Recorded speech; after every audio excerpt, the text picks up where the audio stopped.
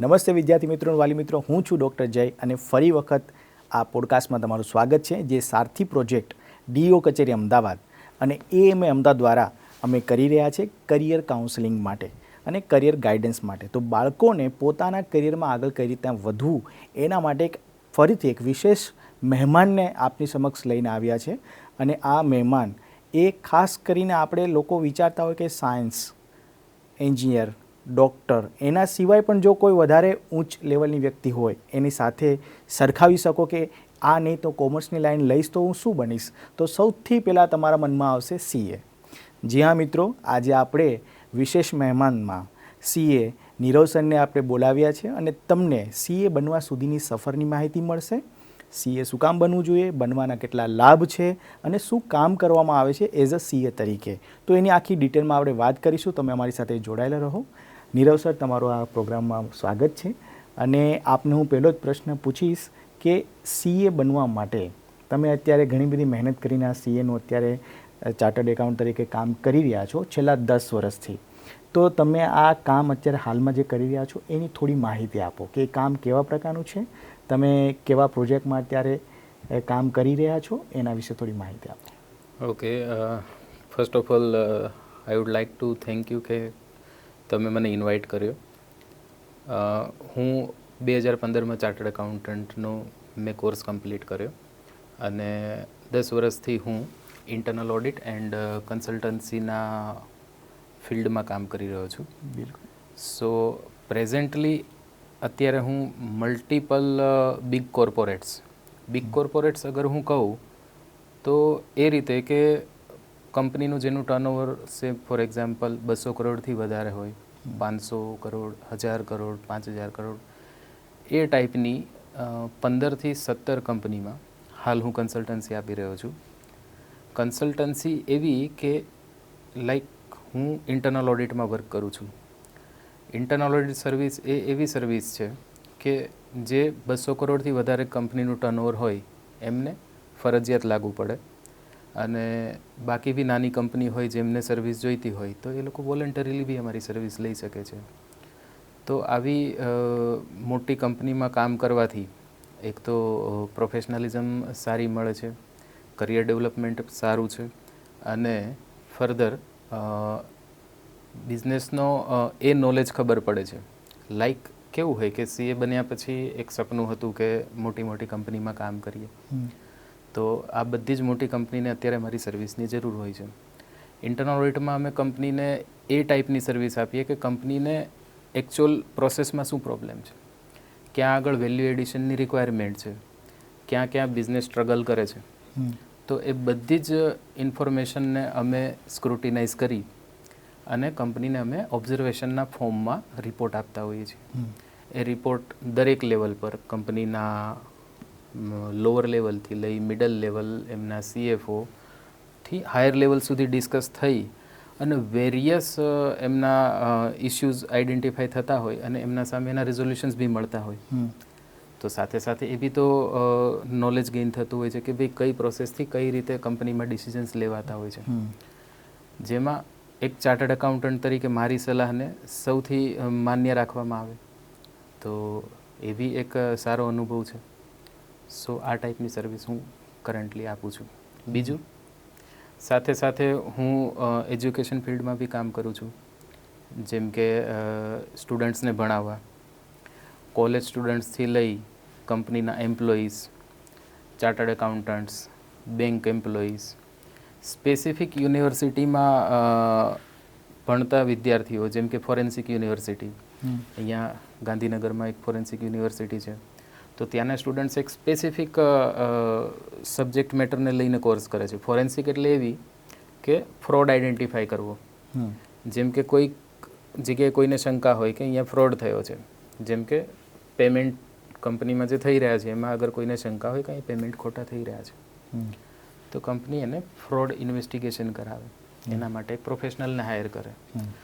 એ બધી જ પ્રોસેસનું ઇન્વેસ્ટિગેશન કરી અને આઈડેન્ટિફાઈ કરીને આપે છે કે આ જગ્યાએ કંપનીમાં તકલીફ થઈ છે અને આ વ્યક્તિએ આવું કર્યું છે. તો એ આખી પ્રોસેસને લઈ અને જે સ્ટુડન્ટ સ્ટડી લઈ રહ્યા છે ત્યાં આગળ બી હું લેક્ચર્સ પ્રોવાઈડ કરું છું, એ લોકોની બી ટ્રેનિંગ લઉં છું.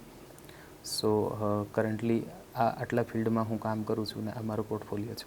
જી જી બિલકુલ. તમારી પાસેથી જાણવાની એટલા માટે હું જો તમારી વાત કરે કદાચ આમાંથી ઘણી બધી વસ્તુ મિસ કરી છે એટલા માટે તમને પૂછ્યું મેં. અને તમે એઝ અ કન્સલ્ટન્ટ તરીકે કંપનીને તમે સર્વિસ પણ આપી રહ્યા છો, સાથે સાથે તમે એઝ અ સીએ તરીકે કામ કરી રહ્યા છો. એજ્યુકેશન ફિલ્ડમાં પણ એટલું તમારું નોલેજ સારું છે કે લોકોને ત્યાં જઈને એક વર્કશોપ જેમ કરતા હોય એમ પ્રેક્ટિકલ ટ્રેનિંગ તમે આપી રહ્યા છો, જેથી કરીને ઘણા બધા લોકોને તમારા નોલેજનું એક હવે માહિતી પણ મળે, નોલેજ પણ ગેઇન થાય એ લોકોનું, અને એ લોકો પોતાની કંપનીમાં એવું સારું કામ પણ કરી શકે. અને બહુ સારી વાત કરી કે અત્યારે હાલમાં ઘણી બધી કંપનીઓને પણ કદાચ જાણ ના હોય કે એવા સારા એમ્પ્લોય ના હોય કે કોઈ સારા બની શકે કે ક્યાંક ભૂલ થતી હોય, તો એવી જગ્યાએ પણ તમારે એ વસ્તુ ભૂલને આઈડેન્ટિફાઈ કરી અને પ્રોપર વેમાં જીએસટી અથવા તો એ જે આપણો કર ચૂકવે એ પણ ખૂબ જરૂરી છે, પણ નેશન બિલ્ડ કરવાનું એક કામ છે. તો તમે જ્યારે સીએ બન્યા ત્યારે તમને પણ થોડું એવું થતું હશે કે નેશનને થોડું બિલ્ડ કરવામાં પણ અમે થોડું કામ કરી રહ્યા છે, કંપનીને ક્યારે કઈ રીતના કર ભરવો જોઈએ, કેટલા પ્રમાણમાં ધ્યાન આપવું જોઈએ, તો એ વસ્તુ પણ બહુ સારી કહેવાય સર કે તમે એ વસ્તુ કરી રહ્યા છો. હું સાથે સાથે આ પૂછવા માગીશ કે ઘણા બધા પ્રકારના અલગ અલગ સ્ટ્રક્ચર છે, જેમ કે મારે ઇન્ટરેસ્ટ આવતો હોય, મારે કર ભરવો છે, જીએસટી ભરવો છે, કે હું અત્યારે જોબ કરું છું, કંઈક કામ પણ કરું છું, તો એ અલગ અલગ કમ્પ્લાયન્સ બધા હોય છે, દરેક વ્યક્તિ દીઠ એવું હોય છે, એક કંપનીને પણ હોય છે અને એક સ્વતંત્ર વ્યક્તિને પણ હોય છે. તો એના વિશે થોડી માહિતી આપો કે એ વસ્તુ અલગ અલગ કઈ રીતના છે. જી બરાબર છે. અત્યારે પ્રેઝન્ટ સિનારીઓમાં એવું છે કે લોકોને ઘણા જગ્યાએ કર ચોરી કરવી, સપોઝ ફોર એક્ઝામ્પલ, તો એ આઈધર ઇન્ટેન્શનલ બી હોય છે યા નોન ઇન્ટેન્શનલ બી હોય છે, જસ્ટ બિકોઝ કે પૂરતું નોલેજ ના હોવાને કારણે. યસ, બરાબર છે. તો કેવું હોય કે જેમ કે મેજરલી મેં એવા કેસમાં ઓબ્ઝર્વ કર્યું છે મારા આ 10 વર્ષના કરિયરમાં કે જે લોકો સ્મોલ ટાઉનમાં રહે છે યા એમના સરાઉન્ડિંગમાં કોઈ એવું એજ્યુકેટેડ વ્યક્તિ નથી, ફેમિલીઝમાં બી કોઈ નથી કે જેમની સાથે એમનું કોઈ ઇન્ટરેક્શન ના થતું હોય, બટ એ કોઈક પ્રોપર્ટી હોલ્ડ કરતા હોય, ફિનાન્શિયલી સ્ટ્રોંગ હોય, બધી રીતે સારું છે, હવે એમને રેન્ટ ઇન્કમ આવે છે, વ્યાજની ઇન્કમ આવે છે, યા બીજી ત્રીજી જે બી ઇન્કમ એ અર્ન કરી રહ્યા છે, બટ એમના ટેક્સ કમ્પ્લાયન્સ કોઈ જ નથી, લાઈક એમને ખ્યાલ નથી. ફોર એક્ઝામ્પલ, મારી અગર ઇન્કમ છે એ વાર્ષિક 20 લાખ રૂપિયાને ક્રોસ કરી જતી હોય છે, તો ફરજિયાત રીતે મારે જીએસટીમાં રજિસ્ટ્રેશન લેવું પડે. બટ ઘણા બધા લોકોની 20 લાખથી ઉપર ઇન્કમ હોય છે, એ લોકો જીએસટીમાં રજિસ્ટર્ડ નથી, દે આર નોન કમ્પ્લાયન્ટ. બરાબર છે. 20 લાખ આજના સમયમાં કોઈકની વાર્ષિક ઇન્કમ થઈ જવી એ બહુ સામાન્ય બાબત છે. 20 લાખ રૂપિયા થઈ જાય, 2 પ્રોપર્ટી છે, ભાડે આપી છે, આસપાસમાં કોઈક ગામડામાં વ્યક્તિ રહે છે, આજુબાજુમાં કોઈ મોટી કંપનીની સ્થાપના થઈ, તો એ કંપની એ વ્યક્તિની જગ્યા ભાડે લઈ લે, જગ્યા ભાડે લઈ લે, સારું એવું ભાડું આવતું હોય છે, એ ભાડામાંથી વ્યાજની ઇન્કમ બી થાય છે, એમને કોઈ જગ્યાએ ઇન્વેસ્ટ કરીને બીજી ઇન્કમ બી એ અર્ન કરવાનું સ્ટાર્ટ કરે છે. તો વાર્ષિક 20 લાખ થવા એ બહુ સામાન્ય બાબત છે. હવે એ જીએસટી રિટર્ન ભરતા નથી કારણ કે એમના પાસે જીએસટી રજિસ્ટ્રેશન નથી. થોડા સમય પછી એમને કોઈક સલાહ આપે કે ભાઈ તમે ઇન્કમ ટેક્સ રિટર્ન ભરો તો તમને લોન લેવામાં સરળતા રહે. જ્યારે ઇન્કમ ટેક્સ રિટર્ન ભરે છે ત્યારે આ બધી ભાડાની આવક બધું ચડાઈ અને ઇન્કમ ટેક્સ રિટર્નમાં દર્શાવે. હવે એ 20 લાખથી ઉપરની ઇન્કમ દર્શાવશે, ઇન્કમ ટેક્સ રિટર્નમાં અગર બતાવશે તો ગવર્મેન્ટ પાસે ઇન્ફોર્મેશન જશે કે આ વ્યક્તિની ઇન્કમ ટેક્સમાં ઇન્કમ બતાવેલી છે 20 લાખ રૂપિયા, પણ એમનું જીએસટી રજિસ્ટ્રેશન નથી. પછી એમને બધી નોટિસીસ, લિટિગેશન્સ બધું ફેસ કરવાનું આવે જ્યારે એમને કશી ખબર જ નથી. અચ્છા, જે વ્યક્તિ પાસેથી એ સલાહ લે છે એ કદાચ ચાર્ટર્ડ એકાઉન્ટન્ટ ન હોવાને કારણે એમને પૂરતી ડિટેલ ના મળે, તો અત્યારે આ ટાઈપના કેસીસ ઘણા બધા માર્કેટમાં જોવા મળે છે કે જેમાં અચ્છા બીજી રીતે ઇન્કમ ટેક્સ રિટર્ન ભરવું કે ના ભરવું, ક્યારે ભરવું જોઈએ, મારી ઇન્કમ 10,000 છે તો ભરવું જોઈએ, યા મારી ઇન્કમ 3 લાખ છે ત્યારે ભરવું જોઈએ, 5 લાખ છે ત્યારે ભરવું જોઈએ, શું ભરવું જોઈએ. બજેટ આવે તો ઘણા બધા લોકો ચર્ચા કરતા હોય, ન્યૂઝપેપરમાં બજેટ વાંચે, બધું જ કરે, પણ એમને એ ખબર નથી હોતી કે એમની ઇન્કમ ટેક્સની લાયબિલિટી છે યા જીએસટીની લાયબિલિટી છે યા બીજા કોઈ બી કમ્પ્લાયન્સ જે એમને લાગુ પડતા હોય એ એમણે કરવા જોઈએ. જ્યારથી ડિજિટલાઇઝેશન થયું છે એ પછી આ બધા કમ્પ્લાયન્સનું ટ્રેકિંગ એટલું બધું વધી ગયું છે કે આજે કોઈ બી વ્યક્તિ કઈ જગ્યાએ નોન કમ્પ્લાયન્સ કરે છે એ ગવર્મેન્ટ માટે આઈડેન્ટિફાઈ કરવું બહુ ઇઝી છે. તો હું આને એ રીતે જોઉં છું કે દરેક ચાર્ટર્ડ એકાઉન્ટન્ટ યોગ્ય સલાહ અગર આપે, યા તો ચાર્ટર્ડ એકાઉન્ટન્ટ સલાહ યોગ્ય જ આપતા હોય છે, પણ દરેક વ્યક્તિએ ચાર્ટર્ડ એકાઉન્ટન્ટ પાસે સલાહ લેવા માટે જવા જોઈએ. એમના બિઝનેસ ટ્રાન્ઝેક્શન જે કંઈ બી છે એ ડિસ્ક્લોઝ કરી અને એ વસ્તુ એમણે સમજવી જોઈએ કે ભાઈ મારે કયા કયા કમ્પ્લાયન્સ કરવાના છે. બિલકુલ. તો આ એક વસ્તુ જાણવા જેવી છે કે ખરેખર મારે જીએસટી ભરવું કે ના ભરવું, એ મારી ઇન્કમ એટલી છે, જો એ મારે એક નોલેજ રાખવું ખૂબ જરૂરી છે. અને જો આપણી પાસે નોલેજ ના હોય તો સામાન્ય એકાઉન્ટન્ટ કે કોઈ બીજા કોઈ વ્યક્તિ કરતાં સીએ પાસે જઈને વસ્તુ સમજવી જરૂરી છે કે મારે ઇન્કમ ટેક્સ ભરવો છે કે જીએસટી ભરવું છે. હું જોબ કરું છું તો મારે ઇન્કમ ટેક્સ આવશે, અને જો હું કંઈ કામ કરતો હોઈશ અને મારી ઇન્કમ અત્યારે એટલી છે કદાચ વધી શકે તો આગળ શું ધ્યાન રાખવું. કંપની રજિસ્ટ્રેશન માટે પણ એક સલાહ લેવી જરૂરી છે, કેમ કે ઘણી વખત શું થતું હોય છે કે મેં કંપની રજિસ્ટર કરી, ઓલરેડી એ કંપની રજિસ્ટર હોઈ શકે, અથવા તો એ નામથી મેં કામ સ્ટાર્ટ કરી દીધું છે. આગળ જઈને કદાચ મારી કંપની વધારે ગ્રો કરે, વધારે સારું અર્ન કરે અને ઇન્કમ સારી જનરેટ થાય ને એ જ નામની કંપની બીજે હોય તો કદાચ મારે એ પણ કમ્પ્લેન ફેસ કરવી પડે. તો આ બધા માટે જરૂરી છે કે તમારે એક વખત તો સીએની મુલાકાત લઈ અને તમારે સલાહ લેવી જોઈએ. અમે સીએ બન્યા પછી તો ત્યાં સુધી કહીએ છીએ કે દરેક ફેમિલી પાસે એક ચાર્ટર્ડ એકાઉન્ટન્ટ હોવું જોઈએ. Family in the sense not a family કે જે 4-5 જણનું ફેમિલી છે નહીં, બટ એક એમનું જે કુટુંબ હોય, જે છે કે પપ્પાના ભાઈ બધાથી બધા વચ્ચે અગર એક ચાર્ટર્ડ એકાઉન્ટન્ટ હોય તો એટલીસ્ટ એટલા લોકોને એ માર્ગદર્શન હંમેશા મળી રહે, એમની ફાઇનાન્શિયલ હેલ્થ સારી જળવાઈ રહે. Like family physician. Yes, like family.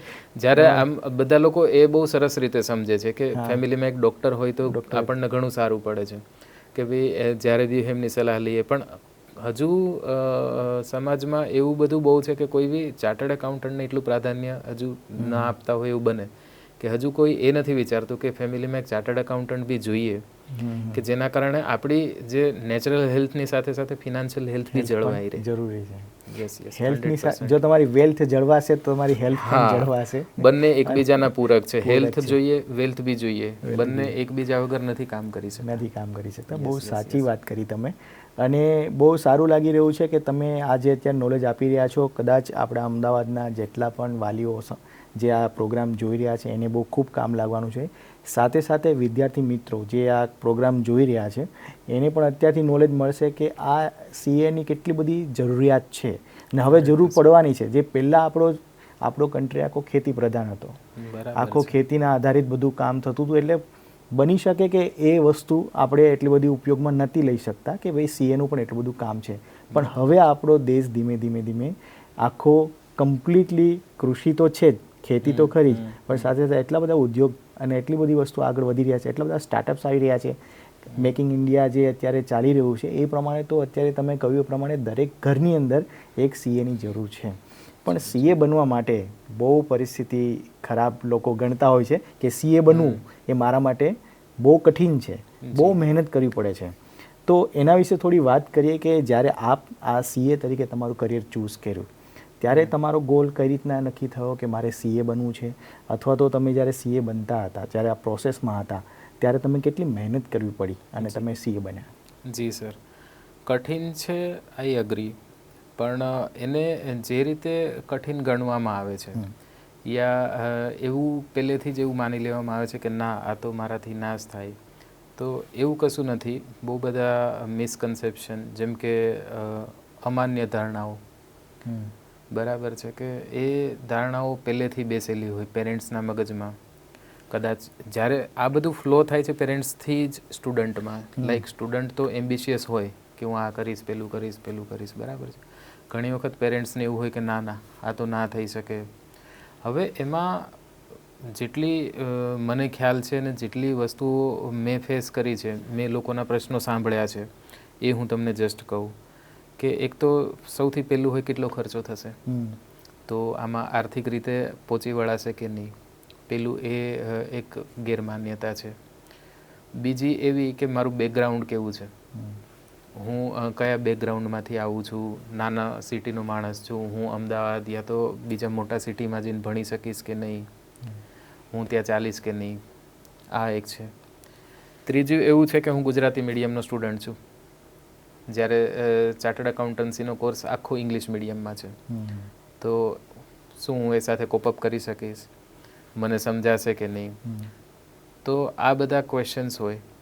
બીજું કેટલો ટાઈમ લાગશે, લાઈક સીએમાં તો લોકો પાસ નથી થતા, બહુ જ અઘરો કોર્સ છે, સમજાશે નહીં તો શું થશે, અધવચ્ચે અટકી જશું તો આગળ કઈ રીતે કરવાનું, આવી બધા બહુ જ બધા પ્રશ્નો જ્યારે હું આવ્યો ત્યારે બી હતા. હવે હું આમાં ક્લેરિફાઈ કરતો જાઉં વન બાય વન પોઈન્ટ્સ આ બધા ક્વેશ્ચન. બિલકુલ જી. તો હું બી એક મિડલ ક્લાસ ફેમિલીમાંથી જ આવ્યો હતો. તો આર્થિક રીતે અમે બી એ રીતે કોઈ બહુ એટલા મોટા હતા નહીં કે જ્યારે સીએનો કોર્સ ચૂઝ કર્યો ત્યારે એ પ્રશ્ન મારો બી નહોતો. મારો પણ એ પ્રશ્ન હતો કે આ આર્થિક રીતે આ કોર્સ પોસાય એવો છે કે નહીં. પણ એ પ્રોબ્લેમ આમાં છે નહીં. આમની ફીઝ એટલી બધી હાઈ નથી કે જેના કારણે તમને મતલબ એટલું બધું મોટું મેનેજ કરવું પડે ફિનાન્સ, કે મોટી ઊંચી ફી ભરવી પડે, યા એવું કશું જ નથી. સીએ માટે રિકગ્નાઇઝ કરતી ICAI છે, અમારી ઇન્સ્ટિટ્યૂટ છે, બરાબર છે, ત્યાં તમારે રજિસ્ટર થવું પડે. તો એમના રજિસ્ટર થવા માટેની નજીવી ફીસ છે. પછી કોચિંગ માટે તમારે ત્યાંથી બી કરી શકો છો, પ્રાઇવેટ કોચિંગ બી કરી શકો છો. તો એ બી એટલું બધું મોંઘું નથી હોતું. તો આર્થિક રીતે એટલો મોટો પ્રશ્ન નથી આવતો તમારે આ આખો કોર્સ કમ્પ્લીટ કરવા માટે. અમે તો ઉલટાને એવું કહીએ છીએ કે સીએ બનવું મતલબ હાઈ રેટ ઓફ રિટર્ન છે. જેટલું ઇન્વેસ્ટ કર્યું એના કરતાં કમાણી એના કરતાં વધારે સારી મોટી સીએ બનવામાં છે. Yes yes yes. Rate of return CA કોર્સમાં સૌથી હાઈ, કે સ્મોલ ઇન્વેસ્ટમેન્ટ મોટી ઇન્કમ. તો એ બહુ સારું છે. બીજું બેકગ્રાઉન્ડ, તો આમાં કોઈ એવું કશું બેકગ્રાઉન્ડનું છે નહીં. આરક્ષણ કે એવું કશું બી નથી. મતલબ તમારે એક કશું જ વિચારવા નથી હું કયા બેકગ્રાઉન્ડથી આવું છું, હું કરી શકું કે નહીં, યા કોઈ જગ્યાએ હું અટકીશ. બરાબર છે. પ્યોરલી પહેલાં તમારા મહેનત ઉપર જ આગળ વધવાનું છે આમાં. તો એ કોઈ ઇશ્યુ નથી. ત્રીજું, અગર તમે ગુજરાતી મીડિયમમાં છો અને સીએ તમારું ઇંગ્લિશ મીડિયમમાં છે, તો હું કહી દઉં કે મારા ક્લાસમાં છે ને અમે મેજોરિટી, એક્ઝેક્ટ આંકડો ખબર નથી, પણ 50%થી વધારે અમે સ્ટુડન્ટ પ્યોર ગુજરાતી મીડિયમના હતા. હું પોતે ગુજરાતી મીડિયમમાંથી જ આવું છું.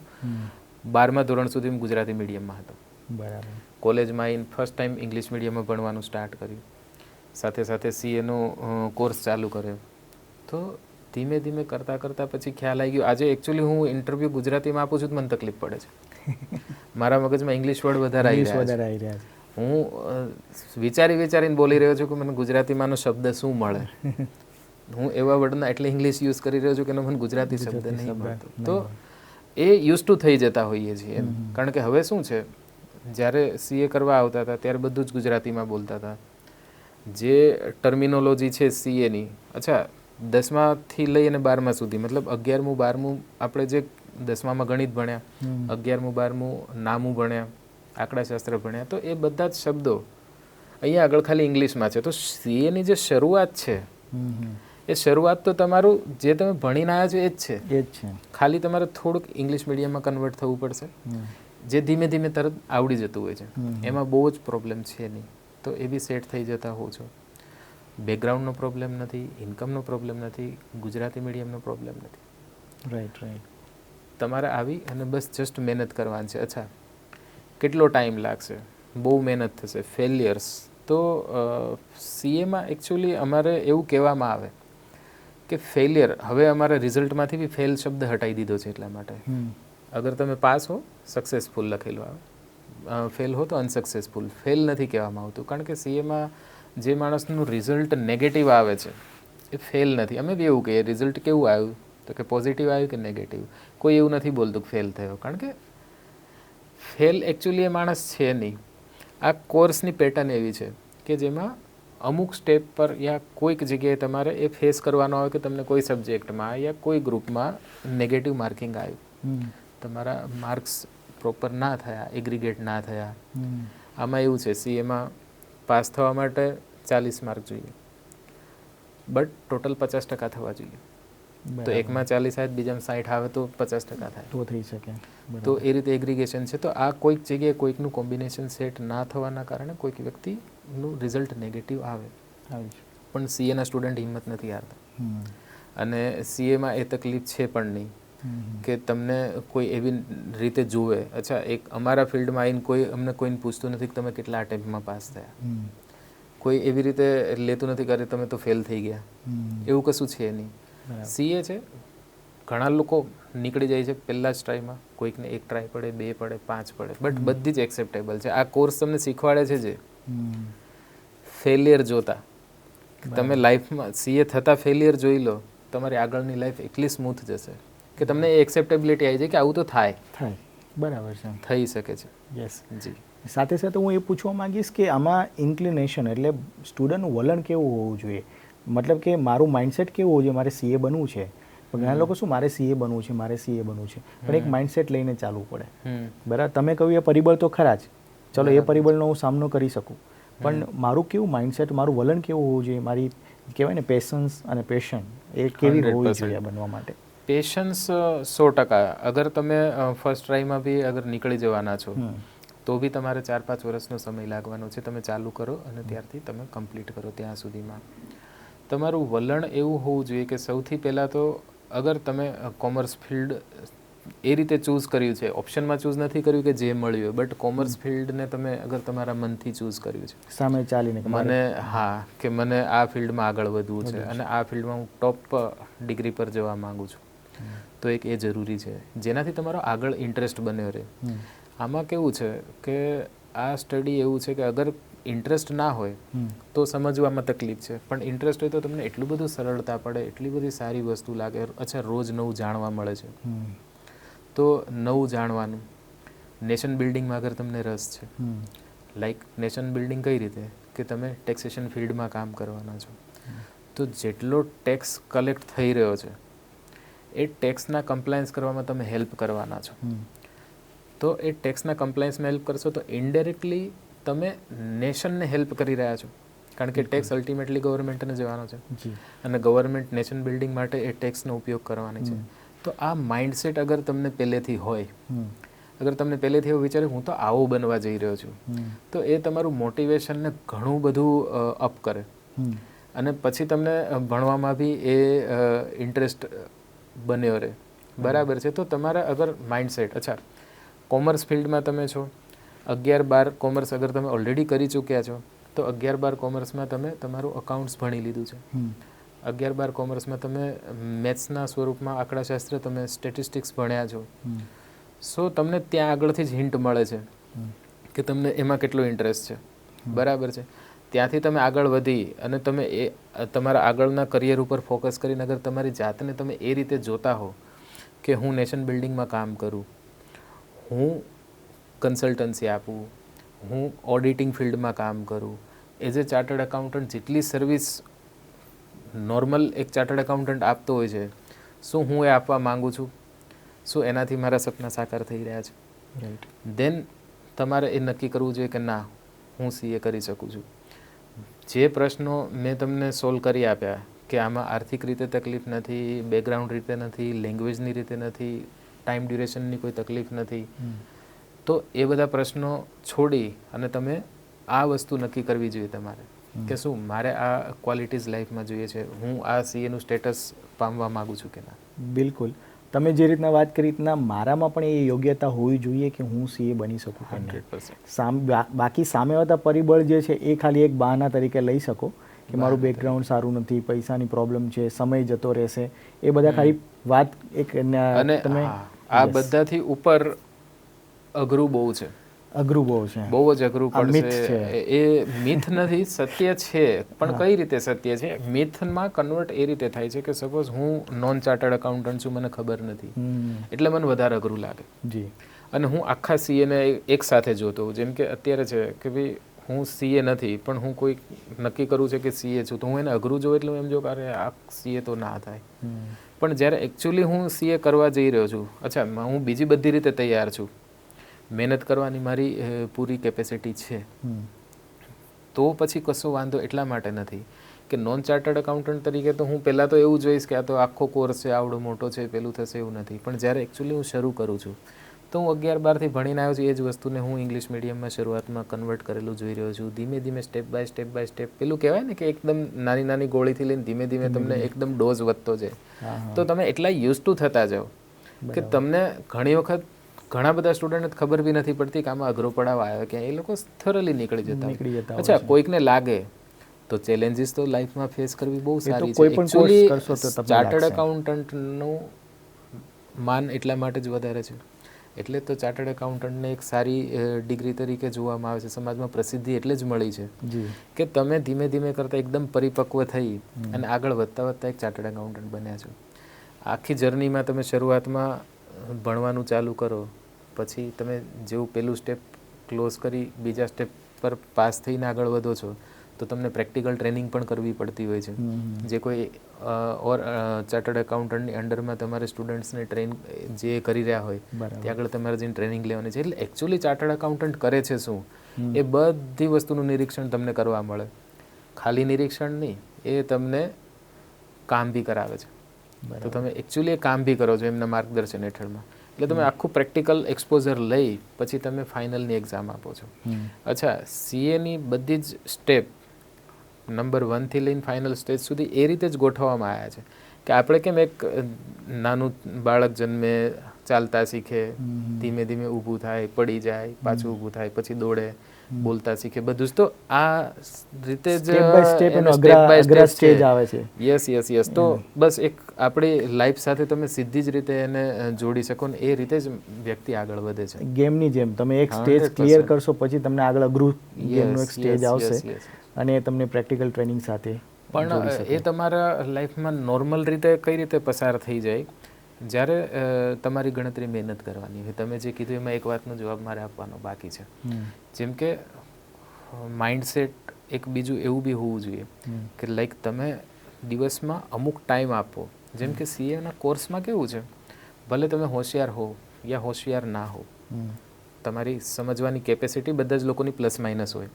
કોઈક જલ્દી સમજી જાય, કોઈક એક વાર વાંચે એમને યાદ રહી જાય, કોઈ 2 વાર વાંચે, કોઈ 5 વાર વાંચવાથી કોઈને યાદ રહેતું હોય.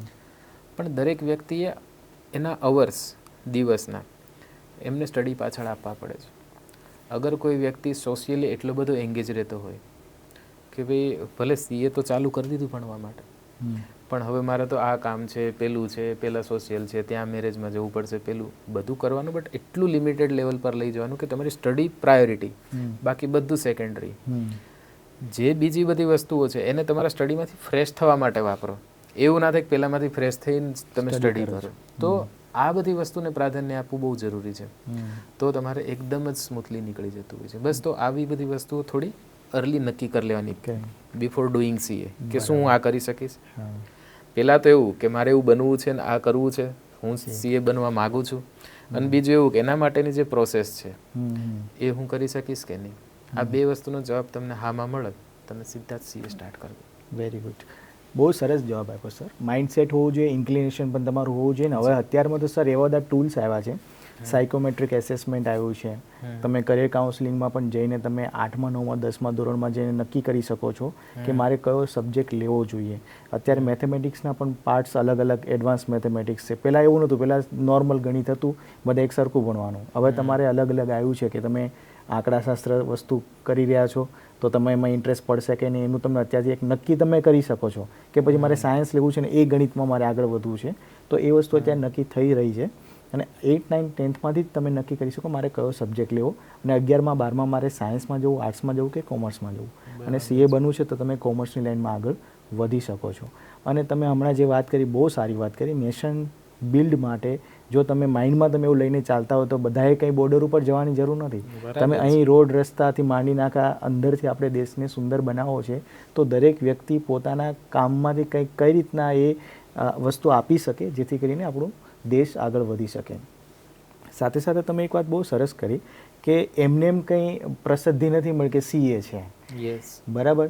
તમે હમણાં શરૂઆતમાં જે વાત કરી કે 200 કરોડ 500 કરોડ કે 5000 કરોડની કંપનીને એના માલિકને કે એ વ્યક્તિઓ જે છે જે ચલાવી રહ્યા છે એને પણ એક કન્સલ્ટન્ટની એક સલાહની જરૂર છે અને એ સીએ આપે છે. રાઈટ. તો આ વસ્તુ એવી છે કે એ લેવલ સુધી તમારે જો જવું હોય તો તમારું માઇન્ડસેટ પણ એ લેવલનું હોવું જોઈએ, તમારું વિઝન પણ એટલું ક્લિયર અને એકદમ સારું હોવું જોઈએ, તો જ તમે આગળ આમાં વધી શકો છો.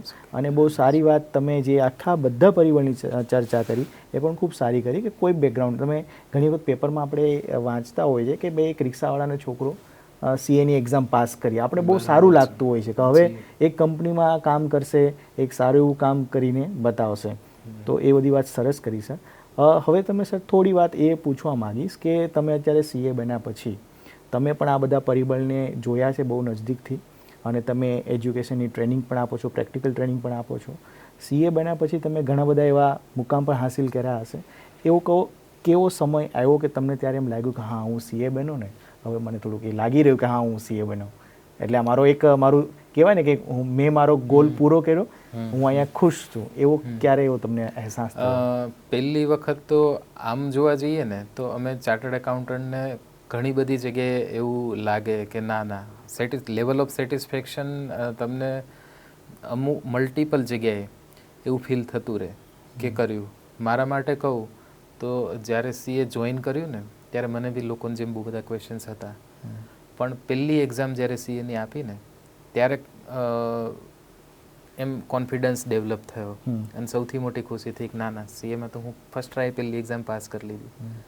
અને સીએ થવાની ખુશી તો નો ડાઉટ જે દિવસે સીએનું રિઝલ્ટ આવ્યું અને નામની આગળ પ્રિફિક્સ લાગ્યું કે નાવ આઈ એમ ચાર્ટર્ડ એકાઉન્ટન્ટ, તો સીએ નીરવ કાકરેચા, હવે હું સોશિયલ મીડિયા પર જઈને ડિક્લેર કરીશ, ઘરે જણાવીશ કે હું સીએ થઈ ગયો છું, તો સૌથી મોટી ખુશી તો ત્યારે હાંસલ થઈ.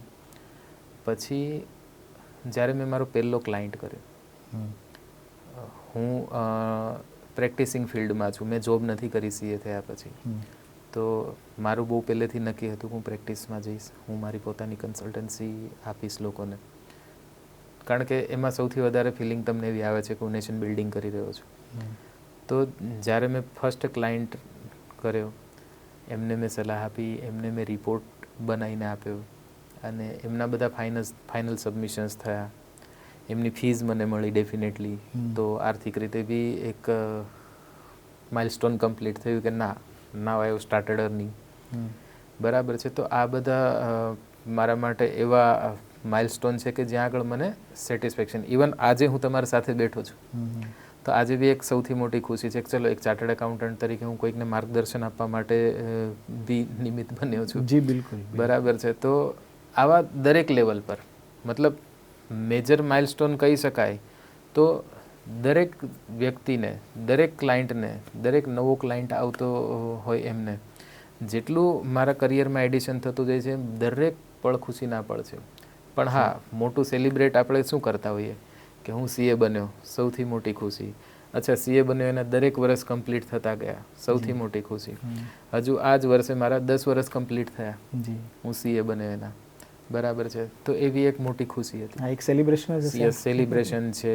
આપણે લોકો વિશ કરે, ફેમિલી બી ખુશ રહે છે કે ના 10 વર્ષના ચાર્ટર્ડ એકાઉન્ટન્ટ થઈ ગયા. ઓફિસમાં બી એ માઇલસ્ટોનને સેલિબ્રેટ કરવામાં આવે છે. તો આવા અનેક માઇલસ્ટોન કહી શકાય કે એઝ એ ચાર્ટર્ડ એકાઉન્ટન્ટ તમારા માટે ખાસી ખુશી મળતી હોય. બિલકુલ. સાથે સાથે તમે એટલા લીગલ કમ્પ્લાયન્સ પણ સાથે શીખવા પડતા હોય, સીએના કોર્સ તરીકે પણ આવતા હશે, પ્લસ જેમ ડૉક્ટરને કેમ નવા રોગ આવે તો નવી ટ્રીટમેન્ટ, નવા ડાયગ્નોસિસ આવે, એ રીતના સીએમાં પણ જેવો જીએસટીનો કંઈક ચેન્જ થયું કે ઇન્કમટેક્સના રૂલ્સ રેગ્યુલેશન ચેન્જ થયા કે નવા કોઈ નિયમ આવ્યા કંપનીના, તો એ બધી વસ્તુને તમારે અપડેટ રાખવી પડતી હોય છે. એના વિશે થોડી તમે માહિતી આપો. એક વખત તમે ચાર્ટર્ડ એકાઉન્ટન્ટ બન્યા પછી તમારે ભણવાનું છોડી દેવાનું એવું કશું છે નહીં. હંમેશા ભણતા રહેવું પડે. બિલકુલ. ઇવન આજે બી હું 2 કન્સેપ્ટ નવા સમજી એમને ડિસ્કસ કરી અને પછી આવ્યો છું કે જે મને સવાર નથી ખબર, અત્યારે ખબર છે. પણ એ બધું એટલું બધું નેચરલ છે. જેમ કે અત્યારે આપણા કન્ટ્રીમાં કમ્પ્લાયન્સ લેવલ પર બહુ બધા ચેન્જીસ, લોમાં બહુ બધા ચેન્જીસ આવતા રહેતા હોય, ડે ઇન ડે આઉટ. કાલે આવું નિયમ હતો, આજે આ બદલાઈ ગયો, પેલું છે. પણ હા, સીએ કરનાર વ્યક્તિ એને એટલી બધી ચિંતાની રીતે જોવાની જરૂર નથી કે ભાઈ આવું બધું બી કરવું પડશે. એ નેચરલ છે. તમે આ ફિલ્ડમાં, જેમ કે હું આ સર્વિસ આપી જ રહ્યો છું એટલે મારે એના અનુરૂપ મારું સર્કલ હોય, એના અનુરૂપ મારી ન્યૂઝ ફીડ બી હોય. જેમ કે તમે મારા મોબાઈલમાંથી જોશો તો મારા મોબાઈલની ન્યૂઝ ફીડ કરશો એટલે અત્યારે તો આર્ટિફિશિયલ ઇન્ટેલિજન્સ છે, તમે જે રોજ વાંચતા હોય એ તમને પહેલાં દેખાશે. એટલે હું સવારે ઉઠીને મોબાઈલ જોઉં છું યા મારા વોટ્સએપ ગ્રુપમાં જોઉં છું તો મને જેવી નવી વસ્તુ હોય તરત જ હાઇલાઇટ થઈને મારી સામે આવતી હોય છે. તો એવું કશું નથી કે મારાથી કશું છૂટી જાય. અચ્છા હા, એ વસ્તુ છે કે મને ખ્યાલ આવી જાય છે કે આ વસ્તુ ચેન્જ થઈ જાય, પણ અગર હું મારા પ્રયત્નો યા મારા એફર્ટ્સ એમાં ના મૂકું વાંચવા માટે ધેન તકલીફ છે. બરાબર. તો હા, એ બધી તૈયારી જોઈએ કે ભાઈ જે બી નવા ચેન્જીસ આવશે તો મારાથી એવી રીતે નહીં જતા રહે કે મને ખબર જ નહીં પડે, પણ હા મારી એ તૈયારી હોવી બહુ જરૂરી છે કે જે નવો ચેન્જ આવશે હું શીખી લઈશ અને સૌથી પહેલાં માર્કેટમાં હું એને ડિલિવર કરીશ. અચ્છા, સીએમાં અમારે એ બી કહેવાય છે કે અહીંયા આગળ દરેક વસ્તુના સરવાળો નથી, મલ્ટિપ્લિકેશન છે. જેમ કે તમને દરેક વસ્તુ મલ્ટીપ્લાય થઈ અને એના બેનિફિટ મળે છે. કઈ રીતે? સરવાળામાં એવું છે કે એક વસ્તુને બીજી વસ્તુ જોડે એકને એક બે થાય. પહેલાંમાં તો ડાયરેક્ટ મલ્ટીપ્લાય થાય એટલે તમને સારી વસ્તુ મળે. આજે હું કોઈ સારી વસ્તુ શીખ્યો તો એ સારી વસ્તુ શીખવા માટે મને જે કંઈ બી ટાઈમ લાગ્યો, હવે મારા પાસે તો બહુ બધા ક્લાયન્ટ છે, એક વસ્તુને હું બધી જ જગ્યાએ ઇમ્પ્લિમેન્ટ કરાવીશ. બિલકુલ. તો એ એક વસ્તુ હું શીખ્યો એ મને દરેક જગ્યાએ કામ લાગશે. તો બધી વસ્તુમાં મારે મલ્ટિપ્લિકેશન સીધું થાય છે, એનાથી થતી આવક. હવે તો એકવાર શીખી લીધા, એક જગ્યાએ ગયા, કંઈક અનુભવ થયો, ત્યાંથી કંઈક નવું એમાં એડ થયું, બીજે ગયા, એટલે દરેક વસ્તુનું મલ્ટિપ્લિકેશન થતું રહે છે. પછી આ વસ્તુ તમને સમજાય છે જ્યારે તમે actually reality as a chartered accountant તમે કામ કરતા હો તો તમને ખ્યાલ આવે. બહુ સરસ. સર, બીજું સાથે સાથે એ પણ આપણે એડ કરીએ કે આમાં ટેકનોલોજી, તમે એઆઈની વાત કરી, તો હવે તો નવી ટેકનોલોજી આવી છે તો ટેક પર્સન હોવું એ પણ એક જરૂરી છે. તો આમાં કેટલો બધો ટેકનોલોજીનો ઉપયોગ થઈ રહ્યો છે ને કરવામાં આવી રહ્યો છે? ખાસો બધો, બહુ જ. અમે બી અત્યારે કરી રહ્યા છીએ. ઇવન અમારી ઇન્સ્ટિટ્યૂટ છે એ બી આર્ટિફિશિયલ ઇન્ટેલિજન્સ માટે લેક્ચર્સ લઈ રહી છે. તો અમારી પ્રેક્ટિસમાં ઘણી બધી જગ્યાએ આર્ટિફિશિયલ ઇન્ટેલિજન્સનો યુઝ થવા લાગ્યો છે. તો એઆઈ હોવું, અત્યારે લોકો કેવું કરે છે કે એઆઈ આવશે તો શું અમારું કામ જતું રહેશે યા જોબ જતી રહેશે. એઆઈ એવું નથી. એઆઈ એન્હાન્સર છે, મતલબ તમને ઓર તાકાત આપે છે કે હવે તમે એને, જેમ કે આજે ઘણા બધા કામ હતા જેમાં મારો સમય બરબાદ થતો હતો, યા બરબાદ ના કહી શકું તો જેમાં હું સમય આપતો હતો, વધારે સમય આપી રહ્યો હતો, તો વધારે સમય કન્ઝ્યુમ થતો હતો. આજે સમય ઓછો કન્ઝ્યુમ થાય છે અને હું બીજી બધી એક્ટિવિટી ઉપર ફોકસ કરી શકું છું. તો જ્યારે માઇન્ડસેટની વાત આપણે પહેલાં કરીને કે ચાર્ટર્ડ એકાઉન્ટન્ટ તરીકે તમારો શું માઇન્ડસેટ હોવો જોઈએ, તો બસ આ જ માઇન્ડસેટ છે કે તમે દરેક વસ્તુને પોઝિટિવલી જુઓ. એવું નહીં કે અચ્છા એઆઈ આવ્યું તો હવે તો મારું શું કામ છે. ના, એવું નથી. એઆઈ આવ્યું તો હવે હું મારા પાસે વધારે કામ છે. બિલકુલ. કારણ કે એઆઈ છે એ ઘણા બધા મારા કામ અગર ઓછા કરી આપે છે, અગર મારા કામ જલ્દી પતી શકતા હોય. ડિટેલમાં આપણે બહુ એઆઈની ચર્ચા ના કરી શકીએ, પણ ઘણું બધું સપોર્ટ એક પ્રેક્ટિસિંગ ચાર્ટર્ડ એકાઉન્ટન્ટ છે યા સીએ કોઈ જોબ બી કરતા હોય છે, દરેક વ્યક્તિને આજે હેલ્પફુલ છે. વર્કશીટથી માંડીને તમારી એક્સેલથી માંડીને દરેકને એક સારી રીતે ગુણવત્તાસભર એટલે ક્વોલિટેટિવ તમને વર્ક તમે કરીને ક્લાયન્ટને આપી શકો. મેજરલી ક્લેરિકલ વર્ક્સ છે બધા, એ બધા જ ઓટોમેશન પર આવી ગયા છે કે જેના અત્યારે અમારે લોકોએ હવે એમાં સમય નથી આપવો પડતો. એ બહુ સારી વાત છે સર. એટલે ઓવરઓલ તમે આખી વાત કરી, બહુ ખરેખર સારો સેશન રહ્યું કે સીએ બનવા માટેથી માંડીને સીએની તમારી પોતાની પણ એક જર્ની તમે વાત કરી, અને સાથે સાથે કેટલું કામ થઈ શકે એમ છે ને હજી પણ કામ માટે કેટલા બધા સીએની પણ જરૂર છે. દરેક ફેમિલી વાઇઝ તમે આપણે ડિસ્કશન કરી. હજુ એક વસ્તુ એડ કરી આપું આપણે, હું પ્રેક્ટિસિંગ ચાર્ટર્ડ એકાઉન્ટન્ટ છું એટલે આપણે એ સાઈડમાં વધારે વાત કરી. એક ચાર્ટર્ડ એકાઉન્ટન્ટ તરીકે બીજા ઘણા કરિયર ઓપ્શન્સ છે. સીએ છે એ સીધી જ પ્રેક્ટિસ બી કરી શકે છે અને ટેક્સ કમ્પ્લાયન્સ, ઓડિટિંગ છે, ઇન્ટરનલ ઓડિટ છે, ફ્રોડ ઇન્વેસ્ટિગેશન છે, ફોરેન્સિક ઓડિટ, એ ફિલ્ડમાં કામ કરે, યા તો ચાર્ટર્ડ એકાઉન્ટન્ટ જોબ કરે છે. જોબ કરતાં કરતાં એ સીએફઓ, સીઈઓની પોઝિશન સુધી બી ચાર્ટર્ડ એકાઉન્ટન્ટ જ રેકોગ્નાઇઝેબલ ડિગ્રી છે કે મેજર કંપનીમાં સીએફઓ તરીકે ચાર્ટર્ડ એકાઉન્ટન્ટ જ હોય છે. તો એ બી એક કંપનીની ટોપ પોઝિશન છે. આના સિવાય એજ્યુકેશન ફિલ્ડમાં સીએ ઘણા બધા કામ કરે છે. બેન્કિંગ છે તો બહુ બધી બેન્ક્સમાં ચાર્ટર્ડ એકાઉન્ટન્ટ્સ કામ કરે છે. ફોરેનમાં, અધર કન્ટ્રીઝમાં બી આપણા ઘણી બધી કન્ટ્રીમાં આ દુનિયામાં આપણા સીએના કોર્સને રેકગ્નિશન છે. તો અહીંથી આઉટસાઇડ કામ કરવા જતા વ્યક્તિ બી સીએની ડિગ્રીને એક બહુ સારો ઓપ્શન માની શકે છે. સો આફ્ટર બિકમિંગ ચાર્ટર્ડ એકાઉન્ટન્ટ બહુ બધા ઓપ્શન્સ છે. એવું નહીં કે અચ્છા અમને સમજાયું કે પ્રેક્ટિસ કરવી જોઈએ, એટલા પૂરતું લિમિટેડ નથી. બહુ જ બધા ફિલ્ડ્સ છે જેમાં ચાર્ટર્ડ એકાઉન્ટન્ટની રિક્વાયરમેન્ટ છે. હજુ તો ગ્રોઈંગ કન્ટ્રી છે આપણું, આગળ જતાં હજુ મોર એન્ડ મોર ગ્રોથ કરવાનું છે. તો જેટલો ગ્રોથ કન્ટ્રી કરશે, જેટલું ઉદ્યોગીકરણ થશે, એટલું સામે એટલા જ લોકોની બી તો જરૂરિયાત પડવાની છે. અને પ્રેઝન્ટલી ઘણા બધા ફોરમ પર યા ઘણી બધી જગ્યાએ એવું ડિસ્કસ થતું હોય છે કે હજુ ચાર્ટર્ડ એકાઉન્ટન્ટની શોર્ટેજ છે ને હજુ જોઈએ છે. બિલકુલ સાચી વાત કરીને. આ એક વસ્તુ જેવી છે, બનવા માટે લોકોએ એક ઇન્ટેલિજન્ટ માઇન્ડની જરૂર છે. અને આપણા દેશની અંદર ઘણા બધા યુવાનો એવા છે કે ખરેખર બધાને એક પેલામાં ના જવું જોઈએ કે બસ ડૉક્ટરને એન્જિનિયરિંગમાં જ જવું છે.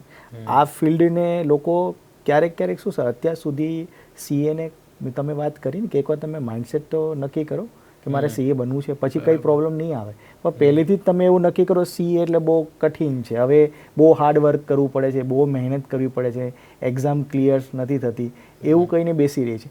એમાં ઘણી વખત સારા માઇન્ડ્સ બીજે ડાયવર્ટ થઈ જતા હોય છે. પણ જો એને ખ્યાલ આવે કે એટલું બધી વસ્તુ તમે કરી શકો છો, તમે લાસ્ટમાં જે એડ કર્યું ને બહુ સારી વાત કે કેટલા બધા કરિયર ઓપ્શન્સ છે.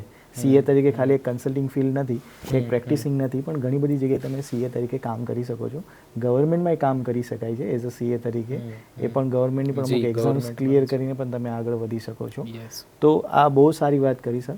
સાથે હું તમને હવે લાસ્ટમાં એ પૂછવા માંગીશ કે આપણા બાળકો જ્યારે આ બધી વસ્તુને સમજી રહ્યા છે, આપણે એને જેનજી અત્યારે કહી રહ્યા છે કે આ બધી વસ્તુ એને મલ્ટીપાય વસ્તુ બધી એને કરવી છે. એને ઇન્ટરેસ્ટ પોતે ડૉક્ટર હશે ને તો ડૉક્ટરની સાથે એને એ પણ ઇન્ટરેસ્ટ છે કે હું મારું એકાઉન્ટ જાતે કેમ કરી લઉં. રાઈટ, આપણે હમણાં એઆઈની પણ વાત કરી. ગવર્મેન્ટ પણ દરેક વસ્તુને અત્યારે જાતે ભાઈ તમે ઓનલાઈન તમારો ટેક્સ પે કરી શકો છો, ઇન્કમ ટેક્સ પે કરી શકો છો. એવા પણ ઘણી બધી જે મુહિમ લગાવી છે, અવેરનેસ પણ આપી રહ્યા છે.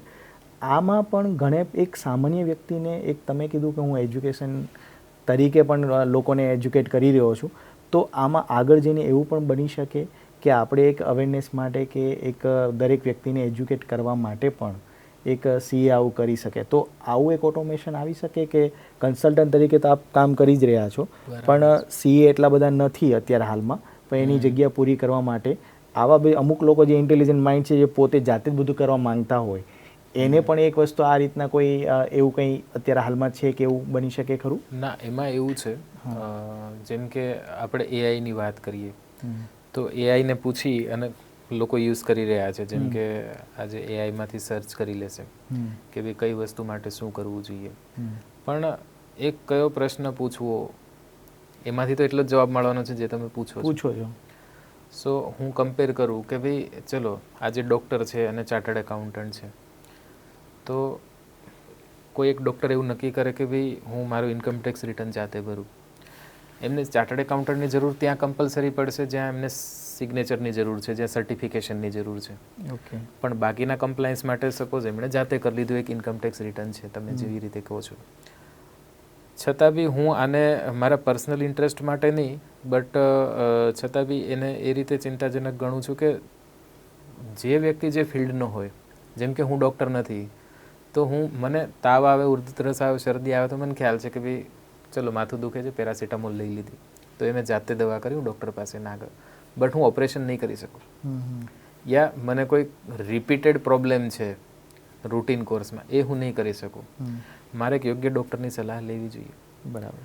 મારા હેલ્થના માટે અવેરનેસ તો એવું કહે છે કે મને કંઈ બી થાય તો મારે ડૉક્ટર પાસે જવું જ પડે. એવી રીતે સેમ તમારી ફિનાન્શિયલ હેલ્થ બી એક એ હેલ્થ છે. તો તમે સપોઝ દરેક વ્યક્તિ છે જાતે ભણતા હોય, જાતે શીખતા હોય, જાતે સમજે, તો એ ત્યાં સુધી લિમિટેડ હોય કે ભાઈ ચલો મારા રોજબરોજના ટ્રાન્ઝેક્શન છે કે ભાઈ આજે હું બેંકમાંથી પૈસા ઉપાડ્યો કે ના ઉપાડ્યો એના માટે હું સીએન પૂછવા જઈ શકું એટલે મારા પાસે સમય નથી, યા આટલા જમા કરું કે ના કરું. પણ જ્યારે બી હું મળું તો એક મેથોડોલોજી મારા ચાર્ટર્ડ એકાઉન્ટન્ટ એવી એના માટે બી મારે સીએ જ જોઈશે કે જેને હું પૂછી શકું કે ભાઈ મારા રોજબરોજની લાઈફના જે બી ટ્રાન્ઝેક્શન્સ છે, આઈધર બેન્કિંગ છે યા કેશ ટ્રાન્ઝેક્શન છે, હું પ્રોપર્ટી પરચેસ કરું છું, કંઈક વેચું છું, વ્હીકલ ખરીદું છું, જે બી છે, તો એ બધા માટે મારે મેજર શું વસ્તુ ધ્યાન રાખવાની છે, તો એ મેં સમજેલું હોય ના, હું એના ઉપર ચાલું છું, રોજ પૂછવા નથી જતો. પણ હા, વન્સ નોલેજ તો મારે એમના પાસેથી જ લેવાનું છે. આખું વર્ષ પૂરું થયું યા કોઈ એક ફિક્સ કમ્પ્લાયન્સનો પીરિયડ પૂરો થયો પછી વન્સ અગેન હું એ બધા ટ્રાન્ઝેક્શન લઈને એ ફરીથી એ ચાર્ટર્ડ એકાઉન્ટન્ટ પાસે જઉં છું. અને જવું જોઈએ કે હવે મને મારા ટેક્સ કમ્પ્લાયન્સ કરી આપો, તમે સલાહ આપી એ પ્રમાણે મેં આટલી વસ્તુ કરી. અચ્છા, એમાંથી મેં ભૂલ કરી હોય તો ફરીથી મને માર્ગદર્શન મળશે કે ના આ તમે ખોટું કર્યું, હવે નેક્સ્ટ યર ધ્યાન રાખજો. તો આવી રીતે યર બાય યર કોઈક વ્યક્તિ એ નોલેજ ગેઇન કરી શકે છે કે ભાઈ કઈ કઈ વસ્તુમાં મારે ચાર્ટર્ડ એકાઉન્ટન્ટ ઉપર એટલું ડિપેન્ડન્ટ ના રહેવું પડે. બિલકુલ. કે જેના કારણે મતલબ મારે એવું ના થાય કે મારે દરેક વસ્તુ એમને પૂછવા જવાની. બરાબર. એટલે પોતે પોતાની જાતને અવેર કરી શકે છે અને પોતાના નોલેજથી પોતે ભૂલ ના કરે કે જેથી કરી મોટી ભૂલ થઈ જાય જેને આપણે સીએ પણ થોડું સોલ્યુશન એમાં ના આપી શકે એવું ક્યારેક બની શકે કે એવડી મોટી ભૂલ થઈ ગઈ ઓલરેડી. એ તો બેન્કિંગમાં ને એમાં પછી આપણે એમાં રિવર્સ એ ભૂલ કરી શકતા નથી હોતા. તો બહુ સરસ એ તમે વાત કરી કે દરેક કામ જે વ્યક્તિનું એ કરે તો એ વધુ સારું થઈ શકે. બિલકુલ સર, તમે ખૂબ સારી રીતે આખું માહિતી આપી સીએ બનવાની સફરથી માંડીને સીએનું વર્ક અને સામાન્ય માહિતી પણ આપણે લોકોને આપી. આ પ્રોગ્રામથી ઘણા બધા લોકોને ખ્યાલ આવી ગયો હશે કે મારે જો સીએ બનવું હોય તો મારે શું શું બાબતનું ધ્યાન આપવું પડશે, પ્લસ હું લાઈફમાં શું હાસિલ કરી શકીશ. જે રીતના ડૉક્ટર પોતાની ગાડીની પાછળ જે ક્રોસ લગાવે છે કે હું ડૉક્ટર છું, બરાબર, જે એ રીતના મેં ઘણી બધી ગાડીની પાછળ સીએ લખેલું પણ જોયું છે અને એ પણ એક ગર્વની બાબત છે. ઘણા લોકો મેં એવું બી સાંભળ્યું છે કે ભાઈ હા હવે સીએ બની ગયા છો તમે તો બતાવવાની શું જરૂર છે, પણ એ દેખાવા કરતાં બી એક જ્યારે સપોઝ હું નથી બી લગાવતો, મેં નથી લગાવ્યું, નથી મારા સોશિયલ મીડિયા હેન્ડલ પર, પણ જે લગાવે છે એના માટે કોઈ ખોટી કમેન્ટ્સ બી નથી, કારણ કે એક ગર્વની બાબત છે. હું એ જ કહું છું કે આ કોર્સ તમને એ લેવલ સુધીની સેટિસ્ફેક્શન આપે છે, એ લેવલ સુધીનું તમને ગર્વ આપે છે, તમને એ પ્રાઇડનો અનુભવ કરાવે છે કે જેમાં તમને ખુશી થાય કે હા હું ચાર્ટર્ડ એકાઉન્ટન્ટ છું. જી બિલકુલ, હું એ જ કહેવા જઈ રહ્યો હતો કે તમે પણ જો આ કોર્સ જોઈન કરવા માંગતા હો, નીરવ સરની જેમ તમે પણ આગળ કન્સલ્ટન્ટ તરીકે કે એક જોબ તરીકે કે ઘણા બધા પ્રોગ્રામની વાત કરીએ આખા પોડકાસ્ટની અંદર, એમાંથી કંઈ પણ તમે સિલેક્ટ કરવા માંગતા હો તો સીએ બનવું એક બહુ સારી વાત છે, એક સારો ગોલ છે અને એક સારું કરિયર કહી શકો તમે. જ્યાં તમે મહેનત ઓછી છે એવું ના કહી શકો, બહુ મહેનત છે, મહેનત છે પણ એટલી પણ મહેનત નથી, ડિમાન્ડ બહુ હાઈ છે અને ડિમાન્ડ આવવાની છે અને ઘણી બધી પ્રસિદ્ધિ તમને, ઘણી બધી ફેમ પણ આમાં મળી શકે છે અને ઘણી ઘણી સારી કંપનીઓમાં તમે જ્યારે કામ કરતા હો છો તો તમારો દરજ્જો પણ એ કંપનીના લેવલનો અને કંપનીના એક માલિક જે હોય એ તમને પૂછીને ચાલતા હોય તો તમારું પણ એક લેવલ એ પ્રકારનું સોસાયટીમાં પણ બને છે. પોડકાસ્ટને વિરામ આપીશું અને નેક્સ્ટ ટાઈમ એક નવા મહેમાનને આપણે બોલાવીશું. તમારો સર ખૂબ ખૂબ આભાર, અમારા સાથી પ્રોજેક્ટમાં તમે આવ્યા અને બાળકોને કારકિર્દી માર્ગદર્શન આપ્યું, બહુ સરસ માહિતી આપી. જરૂર પડશે ત્યારે તમને ચોક્કસથી યાદ કરીશું. તમારો ખૂબ ખૂબ આભાર sir. Thank you so much.